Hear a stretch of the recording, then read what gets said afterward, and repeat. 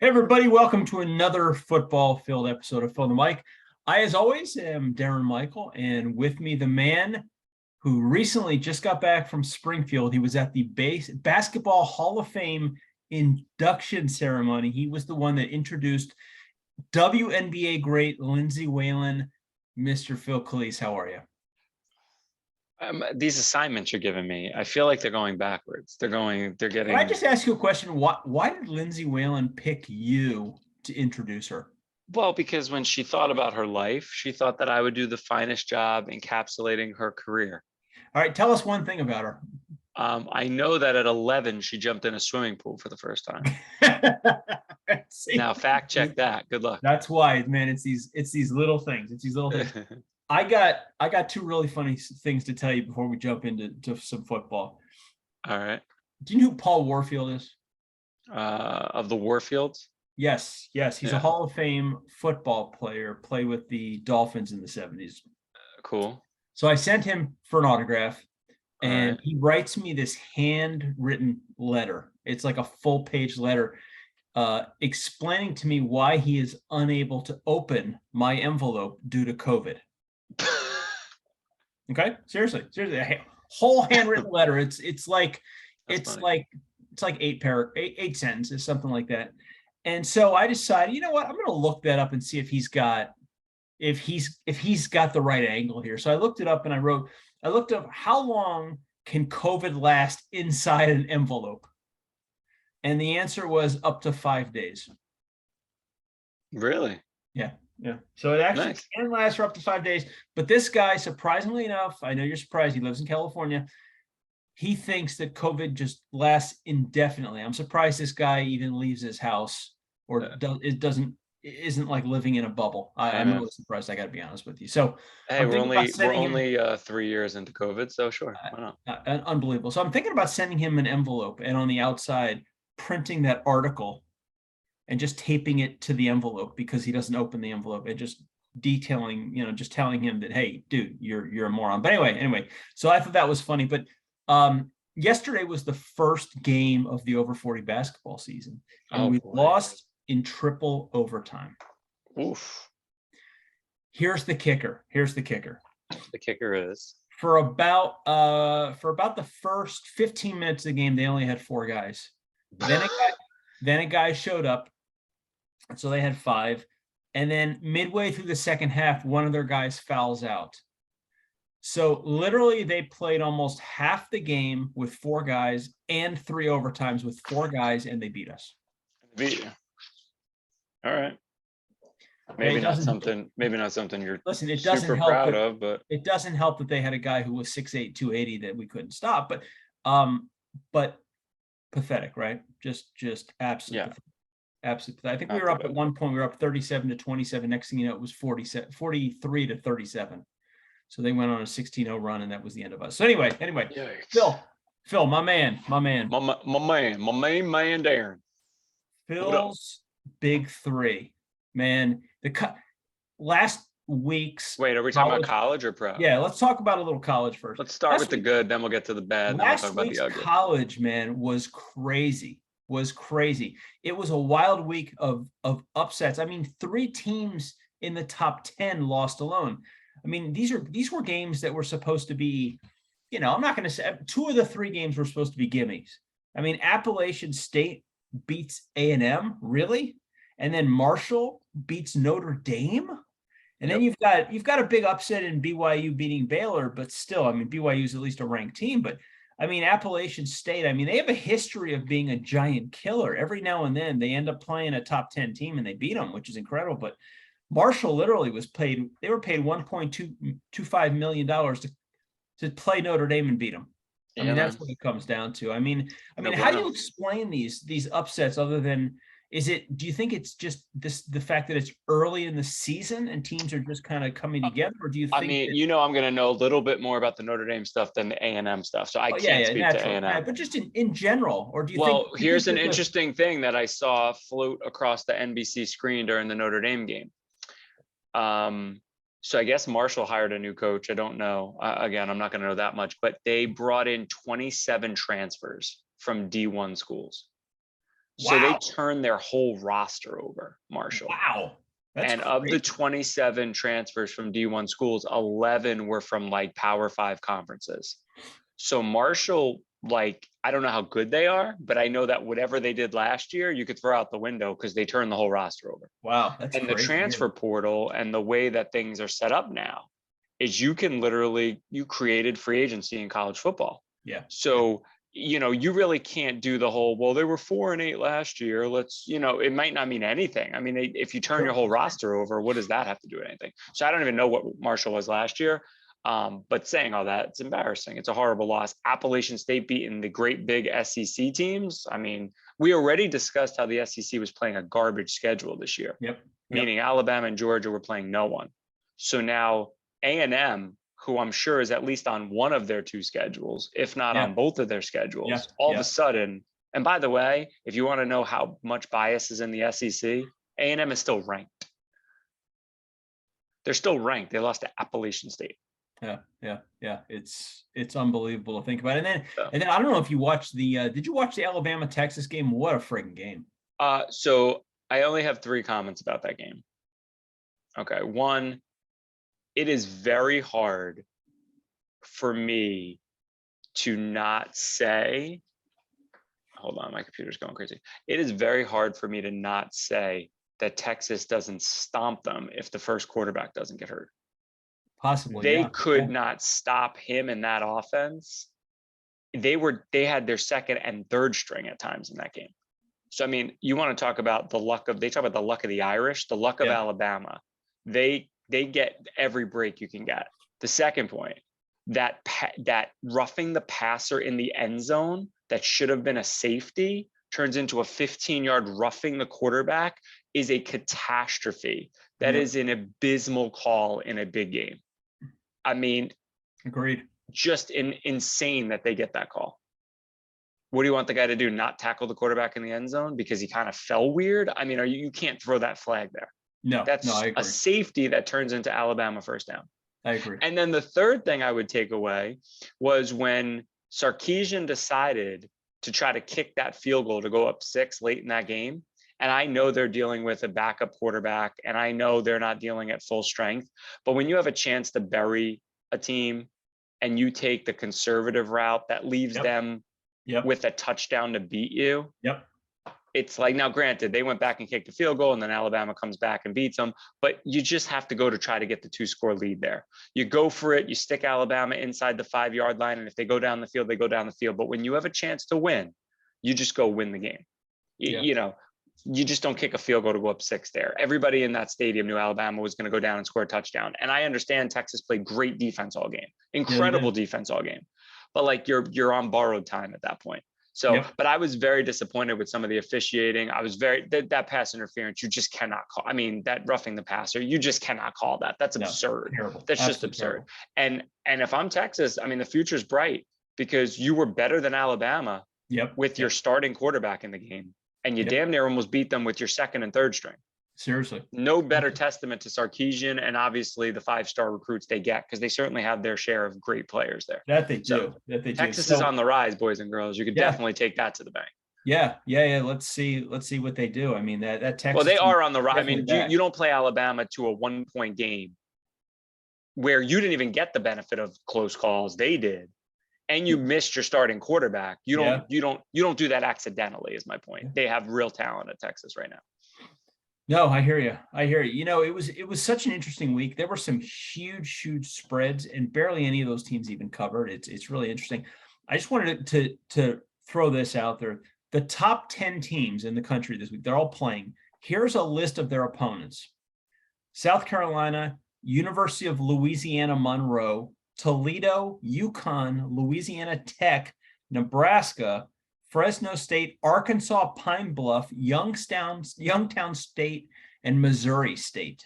Yeah, it's a light week in the world of it's garbage. I still don't understand why they even play these games. I mean, there's garbage, right? Like what you just described, and then there's utter sewage waste. And utter sewage waste is Michigan's out-of-conference schedule. It's being started to be talked about a little bit. Their out-of-conference schedule is home Colorado State, home Hawaii, home UConn. I'll repeat, Colorado State, Hawaii, and UConn. So far, they have won 107-17. I mean, you're bringing Hawaii from 47 hours away to come to Ann Arbor, Colorado State, and UConn. That's your out of conference schedule. I mean, my gosh, like, it's not like, oh, UConn's usually good, they're just down. Oh, Hawaii's usually, like, you knew when you booked those games 4 years ago, they're bad programs for 30 years straight. Yep. So you didn't even book a decent out of conference opponent. I can't hear from Michigan right now. Like, yep. It's sad. It's really sad. Speaking of sad, Scott Frost, Nebraska. The funny thing about that, I mean, I realize that you get fired after you lose to Georgia Southern, and your record is 16-31 since you've been there. Yeah. This is a guy who was supposed to turn around his alma mater. Didn't really do that. But his buyout was $15 million. And if they had waited till October 1st, it would have been $8 million. I mean, is this guy so bad that you're going to give him an extra $7 million to go away 2.5 weeks early? I mean, I think for... Wow. I think with Scott Frost, I feel a little bad for him because if you remember last year and the year before, they lost like the most close one-score games. Yeah. And it just snowballed on them. So they went from losing these incredibly close games where it looked like he was finally getting the program. You know, they were playing everybody tough, but they lost them all. Then he had to get off to a good start this year. And then they lost another close game in Ireland to Northwestern. And then it just snowballed, and then they got beat in an upset. And then that's when you get fired because it's like, okay, so you almost got us there. Then you did it again to start the year with a close loss. Now you lose to an inexcusable bad team. And now it's like the fans are screaming fire Frost. Listen, and you allow 45 points to Georgia Southern at home. No, then you get fired. That's what happens. But he seemed like he actually had them in the right direction, but it all went the wrong way. Yeah, it's unbelievable. So Phil's big three. You went 3-0, then you went 2-1, although you could have gone undefeated again last week, man. It's just the breaks. It's just the way it is, man. I call out Pittsburgh. I call out Tennessee for being overrated. They go in overtime. Usually you get a game to overtime, you're going to cover +6, and I got nipped by a point. So I know. It happens. Those are the breaks. But 5-1 overall is good. No, listen. 5-1 is good. Let's see if you continue that hot streak, man. Who are your the two biggest games this week, and then your lock of the week? Well, and remember, so the big games, right? I'm just picking what I think is pretty much, the ranked teams. So picking those games and then picking my lock of the week. Good luck finding them. Yeah, I mean, well, there's a couple that, I'm just gonna go. Obviously, let's start with probably in terms of just the rankings is the biggest game, I guess. You're going. There's two. So you got BYU traveling to Eugene to play Oregon. BYU's up to 12 after their big win over Baylor. So BYU's riding high. They go to Eugene to take on Oregon. I guess I have a little bit of bias. Now, if I didn't have any bias and I didn't watch Oregon get waxed by 50 to Georgia, and I know they turned a lot of their roster over, and I think that coach, that's the old Miami coach, like I think he's going to do well there. But Marcus Freeman's finding out, like a lot of coaches, first year is tough. I think BYU getting 3.5. This would be a game I'd normally go Vegas knows more than me. Like Oregon's still favored. They're going to win this game, but I'm just going to take the 3.5. And I think BYU just keeps getting overlooked. They beat Baylor. They're off to a good start. They're a tough team. BYU is always pretty good. Yeah, they are. They are. And I think getting 3.5, they got a pretty good offense. They'll score with Oregon and they'll keep the game close. So I'm taking BYU plus 3.5. Okay. The other game that's clearly, again, lost some steam since A&M decided to lose to Appalachian State, and they really don't belong being ranked. But because they're still ranked, Miami travels to College Station to take on Texas A&M. And listen, no excuse for that loss. Jimbo Fisher's in year 4 or whatever he is. Yep. He's paying recruits $5 million to come there. I don't understand how you can lose that game. Yep. And here's the Vegas has to know more than we do. This is A&M is 5.5 points favored over Miami. Wow. They probably would be 15 points favored if they didn't just lose to Appalachian State. I'm going to think Jimbo Fisher is going to rally the troops off of the most embarrassing loss in his tenure. So I'm going to take A&M laying 5.5 and just saying, you know what? This is a tough spot for Miami to go. So now A&M has a decision. They either put their tail between their legs and just have a disastrous year, or they take out last week's aggression on Miami, and I'll go that they do. Okay. and they figure it out. And then just my game I like actually happens to be probably a pretty good game as well. Number 11, Michigan State travels across the country to Washington to take on the Huskies. I don't like when the Big Ten goes out west. I just don't like it. And I don't think Michigan State's like a real number 11 team. I think this is, again, a lot of upsets happen. They kind of Yeah. crept up the rankings. I don't buy them. Yep. And Washington's favored by 3.5, which again makes me think Vegas knows a little something I don't know. So I'm going to take as my best bet Washington laying 3.5. So BYU getting 3.5, A&M laying 5.5, Washington laying 3.5. I love it. Feeling Man. good about college football right now. So maybe college football is going to be my thing this year over the NFL. We'll get to that in a minute. Well, yeah.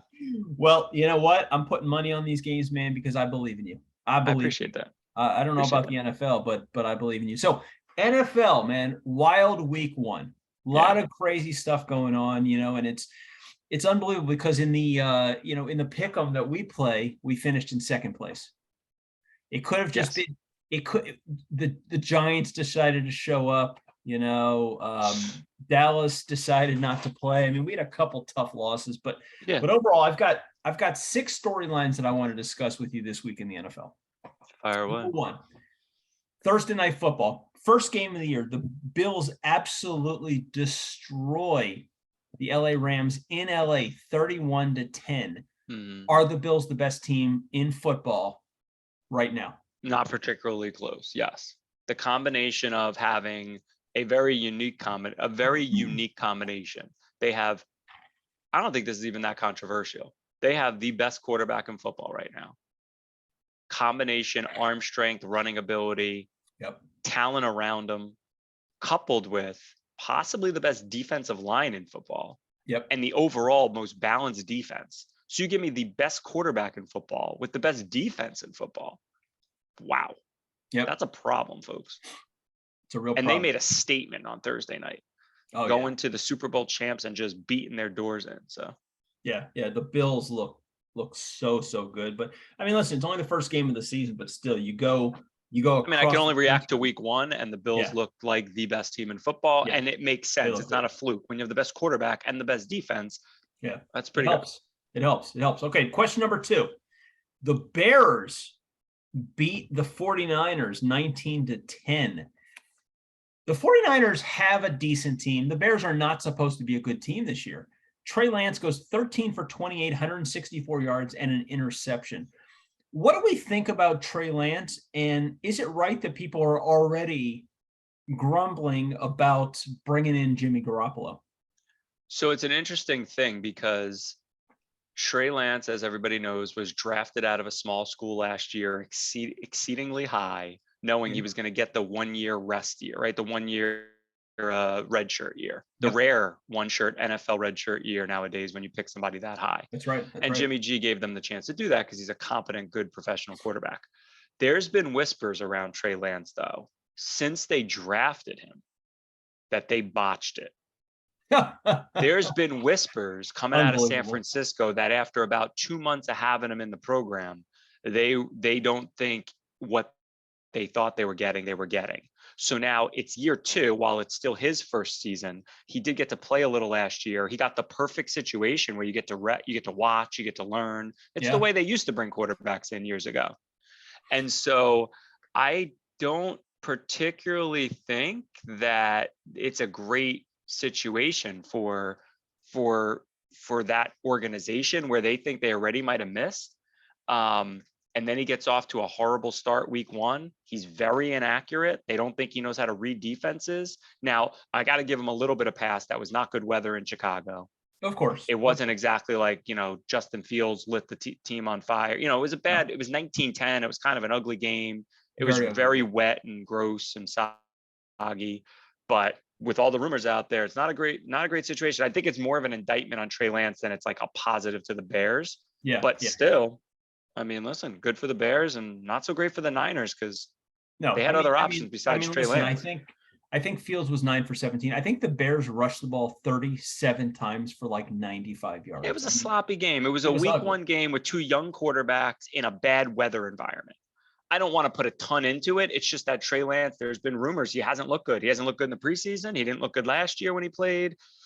It's not great. They picked the third. Though? They spent the third pick on him. I know. And you got to remember something else because his marketing team was fantastic. You got to remember something though, if he really was a great quarterback, wouldn't he have gone to a little bit of a bigger school than where he went?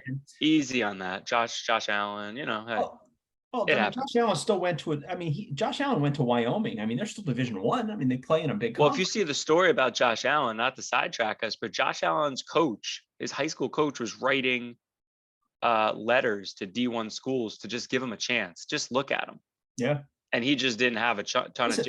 I'm not saying that guys don't improve. I mean, obviously, Josh Allen is a much better quarterback now than he was in college, but it's tough from a talent standpoint. I mean, how do you evaluate what a guy's going to be like in the NFL? It's so difficult. You just don't know. Listen, why do guys from big time schools that played big time competitions? Trey Lance barely played in college, though. Well, that's another issue. But he got the red shirt year. Listen, they didn't throw him into the fire year one.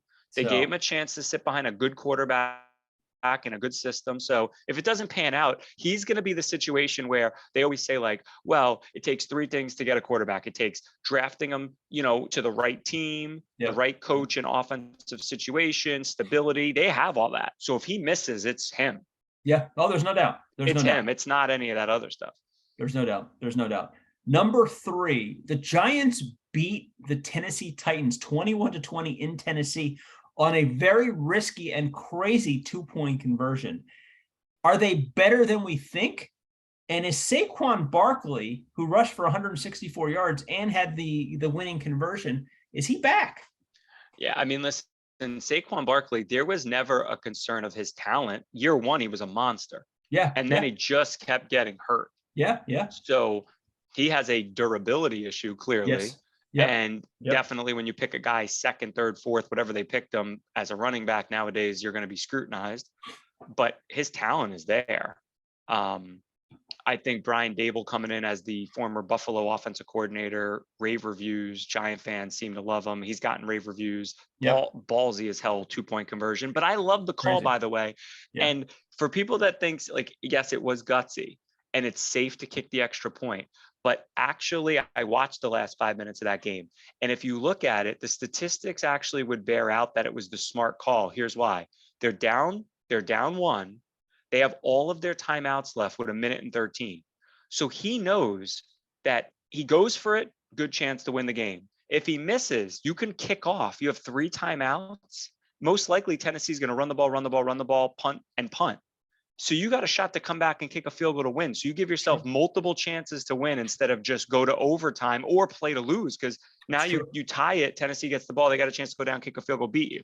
So as it turned out, they still let them get down the field and they missed a 46-yard field goal. They kind of should have lost anyway, the Giants. Yep.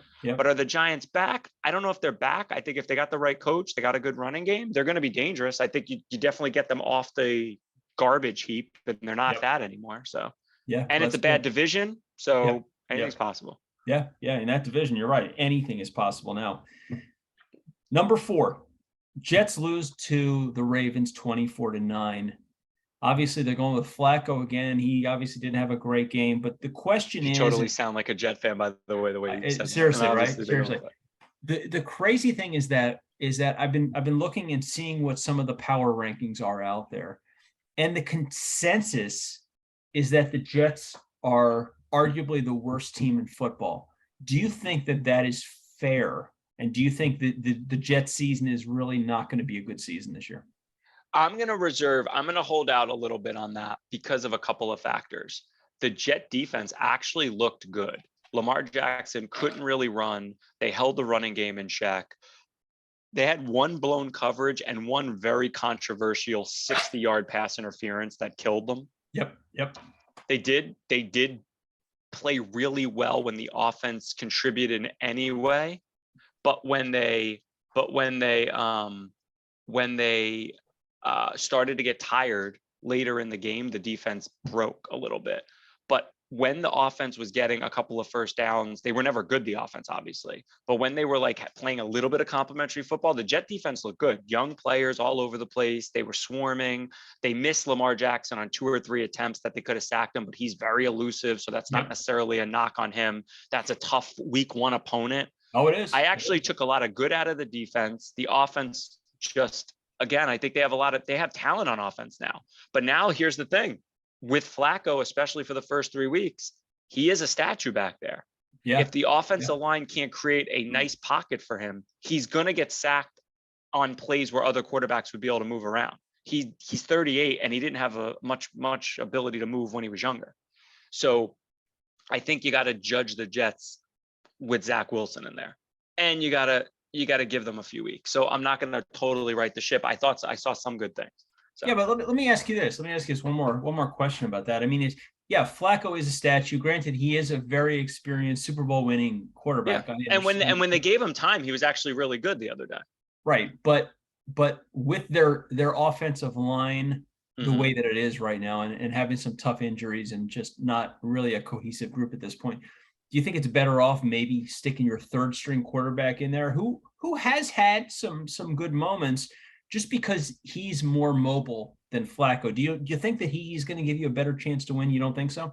Not for week 2. For week 2 in a winnable game against Cleveland, what I don't want to do if I'm the Jets, who need to win games, like they need to win games. What I don't want to do is then have his first game jitter, first game mistakes cost you a game that otherwise you might have had a chance to win. That's a winnable And game. if I'm looking at it as a 3-week season till I get Wilson back, I'm going to give Flacco a second chance. If it's a similar result, I'll go to Mike White in week 3 at home. Okay. That's what I'm going to do. But I'm going to give Flacco a second week because when the pocket held up, he was highly accurate. They had 4 drops in the game, 2 of which were crucial plays. One was a touchdown, a walk-in the end zone. Michael Carter dropped the ball, hit him in the stomach. I mean, just a perfect throw. Yeah. I'm going to give Flacco a week 2. I'm going to give him 2 weeks before I pull the plug for Mike White, who's still a wild card. Yeah. All right. Fair enough. We'll see what happens this week. Thought number 5, Dak Prescott out for a while. Or Jerry Jones said a month now. I would like to get on I'd like to just tell everybody we're getting a lot of flack on Dak. And I'd like to tell everybody he'll be back in a month. So the question is, I heard that Troy Aikman and Tony Romo are both working out for the team. Are they done for the year? Does that put them, I mean, a week? Well, 1 month they could maybe survive in a bad division where 10-7 might win the division, or 9-8. So I'm going to say because of that division, no, they're not done. It's a very mediocre division. Now, if Dak's out half the year, they're probably done. If it's 4 weeks, no. So, and I don't know the answer. So I'll say it doesn't look good, but they're not totally out of it yet. But it could go south quick in Dallas. Yeah, I mean, I can see it. Cooper Kupp's brother, Cooper Rush. I don't know what that's going to look like. Can you be brothers just because your first name's the same? It's so odd in that family that they use their last name as their first name. I never really understood that. Yeah, very strange. Cooper Kupp. Hey, I'm Cooper. He is amazing, Rush. Cooper Kupp, by the way. Hey, Cooper Kupp. It's Cooper Rush. And you know who's more amazing? Jefferson. Holy cow. We're going to get into that. A little bit. Last question, number 6. Broncos lose to Seattle. Packers lose to Minnesota. Bengals lose to Steelers. All inter-division losses. Are these 3 teams still playoff teams in your mind? Bengals, I don't put a ton of stock in. Joe Burrow had 4 picks. I know. Missed the whole preseason because of the appendectomy. I'm going to give Burrow and the Bengals a little bit of a pass. It's not great. They should have still won the game and he threw 4 picks. They missed 2 field goals in overtime. Yeah. So I'm going to pump the brakes on causing an alarm on the Bengals. If I'm the Packers, I'm very worried. They have no weapons around Aaron Rodgers. None. They decided again to take a legendary quarterback and take everything away. And Devontae Adams maybe left on his own. Maybe there's nothing they could do to keep him. He wanted out, whatever. But this is now years and years of neglecting your receiver position and thinking Aaron Rodgers can always fix it. And you can't always fix it. And now he's got a bunch of kids to throw to who half the time, from what I understood by the highlight reel, didn't even run the correct route. That's a problem. And so the Packers, I'm worried. If I'm a Packer fan, I'm worried. And what was the other team? And the other one was the Broncos losing to Seattle and Russell Wilson's comeback. Yeah, I mean, I'm going to be worried if I'm the Bronco fans and my coach thinks setting up for a 64-yard field goal is the right play. I'm going to be worried about his decision making more than anything. Listen, the Broncos fumbled twice on the 1 or 2 yard line. Yeah. I mean, that's crazy to do, and they lost both of them, and so they should have won the game. So I'm not going to go totally nuts, but what is Nathaniel Hackett doing? You can't do that. I'm lining up. I'm running out the clock for a 64-yard field goal. What in the world? I know we're in alternate universes nowadays with everything going on in this world, but we just had a head coach willingly sign up for a 64-yard game-winning field goal when he could have easily gotten closer. I don't understand that one. And you have Russell Wilson at quarterback. Huh? What? We're all looking at that thinking, what the heck is going on? Made Adam Gase look decent for a day. Wow. Big Eyes. Big Eyes was going, even I wouldn't have done that. I don't know why everybody's a dumb Southerner when I do an accent. All right. So I want to find out who you're going to give your game ball to this week. All right. I got 4 choices for you. All right. We got Patrick Mahomes, 30 of 39, 360 yards, 5 touchdowns, 0 interceptions, QB ranking of 144, his rating. You've got Saquon Barkley, 18 carries for 164 yards, a touchdown, and a game-winning 2-point conversion. Mm-hmm. Justin Jefferson, 9 receptions, 184 yards, 2 touchdowns. Or out of nowhere, linebacker Khalil Mack, 3 sacks, a forced fumble, and 6 tackles. Great game. Khalil Mack. Really impressive. So I'm gonna go. It's pretty funny. So Mahomes probably sat there all off season. Obviously, listening to people like me say Josh Allen might have passed him. Justin Herbert, our joke. it's Herbert. Justin Herbert may have passed him in the division, and also listen to people talk about how Tyreek Hill was his safety net and his explosive guy, and what is he going to be without Tyreek Hill? And I would argue that Tyreek Hill will lost that battle way more than Mahomes lost it. Going from Mahomes to Tua is a lot worse than anything Mahomes is going to go to, because he's still got Kelsey and he's still got talent there. So I'll give it to Mahomes because he sat on it all off season after obviously losing to the Bengals at home with Joe Burrow, and after the Super Bowl the year before, and then losing Tyreek Hill and coming out and being damn near perfect Mahomes. I'm going to give it to Mahomes because that was a big time week 1 to go. I'm still the man, guys. Pump the brakes. Cheetah might have went down to South Beach, but I could do more than it. wasn't just about him. Well, right? Patrick Mahomes, congratulations on winning the week 1 Phil's game balls. Congratulations to you, and keep up the good work. Now, Phil, let's talk about fill up your bank account, man. What happened last week? You had the Colts -7 versus the Texans. They tied. Titans -5.5. They lost to the Giants. They were covering all games. Cincinnati -6.5. Yep. And they lost to Pittsburgh. So at least you didn't lose. At least your teams didn't lose all their games. One was a tie. So that's good. So Are you going to redeem yourself this week, or is this the way it's going to be this season, man? You're worse than the New York Post. I didn't even think that was possible. It hurts. And when you go 0-3 and 0-1 with your best bets, not only does it hurt, it feels a little daunting. And now you start to feel the pressure. There's some big pressure. I would like to tell our audience out there, I said only bet a car payment. I was not overly emphatic. So hopefully you only bet a $400 or $500 car payment and not the mortgage of $3,000 or whatever. So, I'd like to say that. So let's hear how you're going to redeem yourself this year. Come on, this week has got to be your week, Phil. Come on, you got to pull back to 500. So this could be a total disaster, an absolute disaster. If I was betting the car payment week 1, I'm betting lunch money week 2, because I am very, very leery of this week. And when you hear my picks, you're really going to be leery. Oh, God. So we're going to start with the Thursday night game. And I just think this is a fun game, right? This could be the battle for the division. San Diego for most of their career. Los Angeles Chargers travel to the Kansas City Chiefs. The 2 big quarterbacks go square off with each other. And I just think this has got all the makings of an awesome Thursday night game.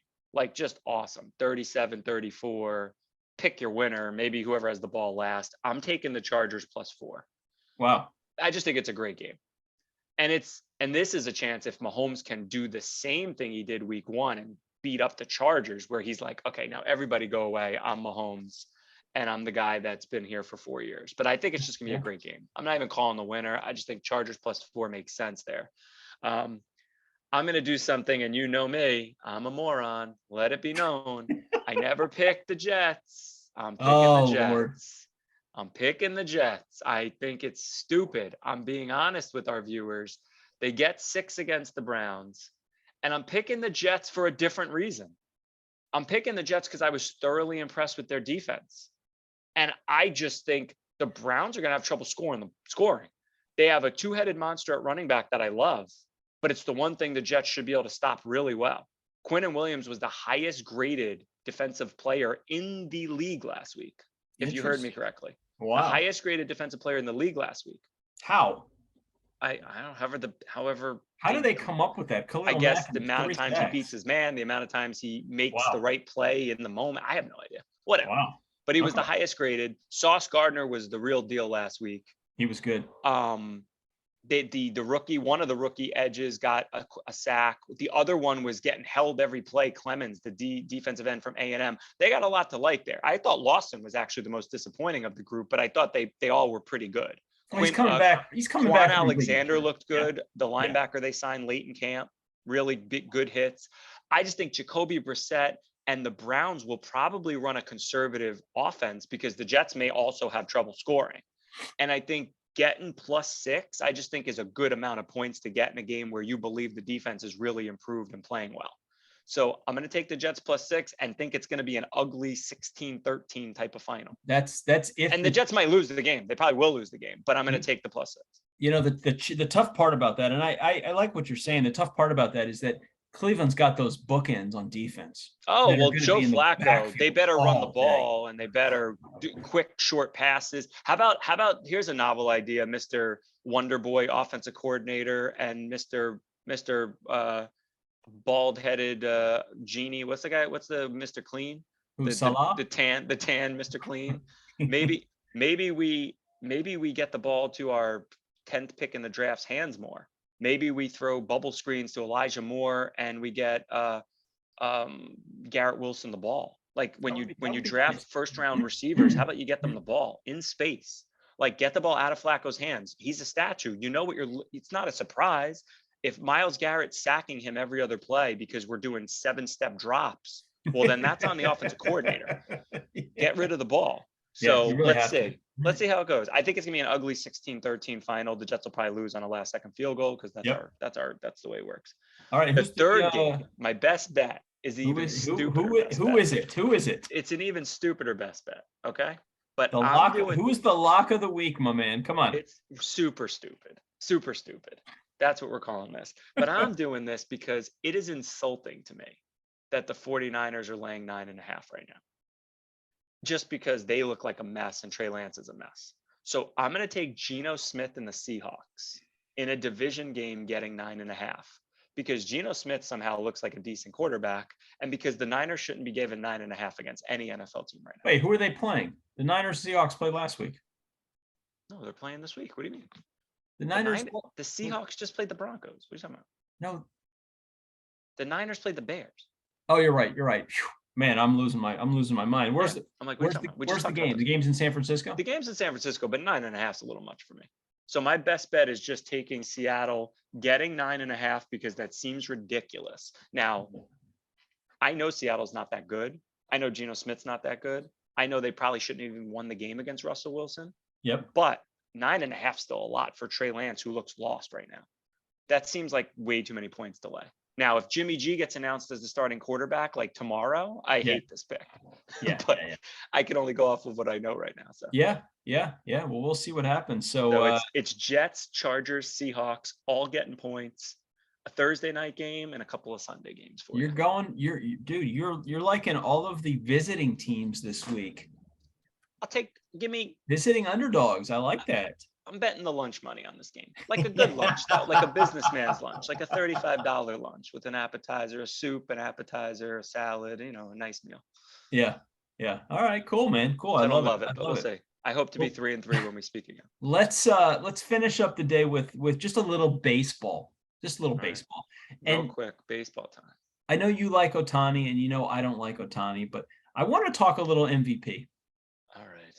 And this is an interesting debate because when you think of MVP, it's league MVP, but is it most valuable player of the league or most valuable player on the team? And it's interesting to think about. But Ohtani, let's think about what he leads his team in. This maybe it's just because his team is so bad, but as a hitter, he leads his team in games, at bats, runs, hits, doubles, triples, RBIs, total bases, and walks.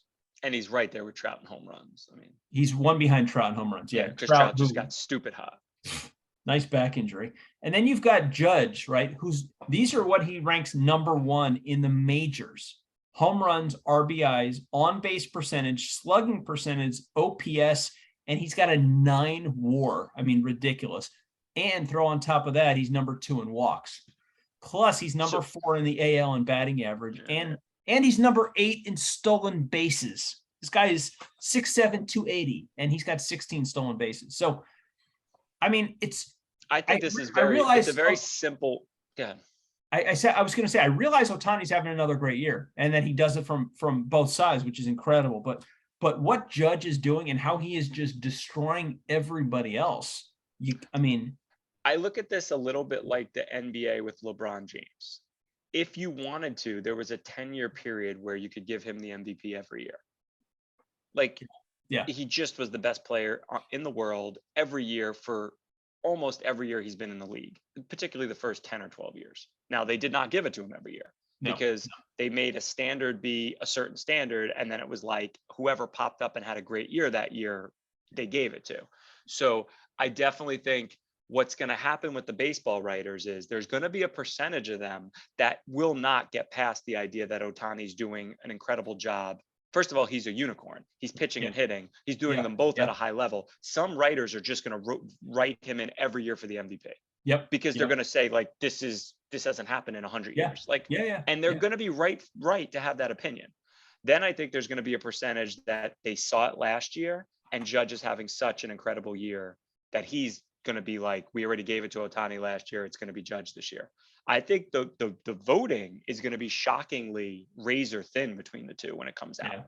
I know New York media and Yankee fans and everybody think Judge is running away with the MVP. I think in the country, this is a 50-50 split because, I mean, it's like I saw a meme that was pretty funny this morning, actually, that said it had all of Judge's offensive stats. And then at the bottom said, and he has a 0 ERA. Obviously he won. Obviously he's going to win the MVP. So it's like, I mean, what Ohtani is doing is incredible. It is. So I would give it to Judge this year. Yeah. I would give it to Judge, but I'm not going to be shocked if it's like damn near 50-50. I think it is going to be a lot closer, but I do think that he is. I think he's going to be a lock to win this. I mean, you're looking at a guy that's. I think it's going to be razor thin. I think it's going to be a lot closer than you think. I mean, let's think about it, right? I mean, he's got 57 home runs right now. He's going to he's going to break Maris's record. He should break Maris's record. That's right. He's going to. And then you've got Pujols, who continuously turns it on. He passed Alex Rodriguez. He's got 697 home runs, 20 games to go. He only needs 3 home runs. Is he going to do it? I'm starting to think he might get it. I said he was going to fall 3 short. That would mean he doesn't hit another one. I think he might be at 699 with 2 or 3 games to go, which would be cool. And by the way, best argument for Judge winning the MVP this year, and I haven't heard too many people say it, he has 57 home runs. Next highest guy is 37. It's ridiculous. And that's in the other league. Well, I'm just saying, next highest in guy his league. In his league, he's up, I think, by 23 home runs. I mean, it's not even close. Not even close. I want to end with a couple things. Sorry to see Mr. Edwin Jackson go. He finally retired after 17 years and set a record of playing for 14 teams, which is 14 teams more than I played for. So sorry to see you go there. 20 years ago, Pat Venditte pitched right-handed and left-handed in a game, which was incredible. And I actually saw him do that in a game, not that game, but another game, which was pretty great. But the great thing about that is do you remember what the AP headline was after that game? No. It was amphibious pitcher makes debut. That's hilarious. Hilarious, right? So we're not even celebrating it. We're celebrating the highlight, which I thought was pretty great. And then the last thing that I'm going to end with is 38 years ago, Nike signed Michael Jordan to a 7-year, $6 million contract. Their hope was that in the first 4 years, Michael Jordan would generate $3 million in sales. That was their goal. 30 years later, they do 3 million of Air Jordan sales every 5 hours. Not bad. There's a reason that he still makes $100 million a year from As them. the boys and girls say in business, that's a great ROI. That's exactly right. 100 million and you're making 5 million you're making $3 million every 5 hours. What's the ROI on that? A lot, coach. A ton. So it's pretty cool. It's pretty cool. But good stuff, my man. Good stuff. I'm a little nervous about your football picks this week, but let's keep our fingers crossed. Let's just hope for another great week of games. That's it. That's what we want to see. It's football season. Everybody's excited. So just remember, if you like us, keep listening. If you don't like us, keep listening, because you might like us. Tell your friends, tell your neighbors, tell the people you like, tell the people you don't like. If you have enemies out there and you want to torture them, tell them to listen to our podcast. Whatever you need to do. But until next week, I hope everybody has a great time watching more football and the end of the baseball season. All good stuff, and we will look forward to seeing everybody soon. Thanks for joining us. Take care, guys.